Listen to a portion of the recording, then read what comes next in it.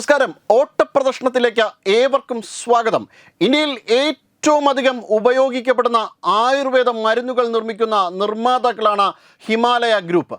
1930 ആരംഭിച്ച ഹിമാലയ ഗ്രൂപ്പ് രാജ്യത്തിനകത്തും പുറത്തുമായി 100-ലധികം രാജ്യങ്ങളിൽ മരുന്ന് വിൽപ്പന നടത്തുന്നു. പക്ഷേ ഇപ്പോൾ ഹിമാലയ ഡ്രഗ് കമ്പനി ചർച്ചകളിൽ നിറയുന്നത് അവരുടെ ഹലാൽ പോളിസിയുടെ അടിസ്ഥാനത്തിലാണ്. ഞങ്ങൾ ഹലാൽ മരുന്നുകൾ മാത്രമേ ഇവിടെ വിൽപ്പന നടത്തുന്നുള്ളൂ, അത് ശരിയായ നിയമങ്ങളുടെ അടിസ്ഥാനത്തിൽ തയ്യാറാക്കിയതാണ്.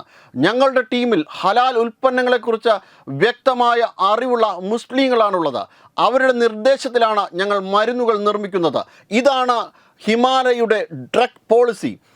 ഏവർക്കും അറിയാവുന്ന കാര്യമാണ്. ഹലാൽ നിയമം വളരെ ആസൂത്രിതവും തന്ത്രപരവുമായ രീതിയിൽ കഴിഞ്ഞ 10 വർഷക്കാലത്തിനിടയിലേക്ക് ഇന്ത്യയിൽ അടിച്ചേൽപ്പിച്ച ഒരു നിയമമാണ്. തീവ്രപക്ഷക്കാരായ മുസ്ലിങ്ങൾ ഇന്ത്യയിൽ അടിച്ചേൽപ്പിച്ച നിയമം.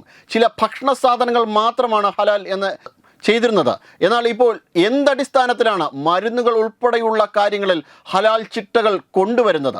ഇന്ത്യ ഇസ്ലാമിക നിയമങ്ങളുടെ അടിസ്ഥാനത്തിൽ പ്രവർത്തിക്കുന്ന ഒരു രാജ്യമല്ല.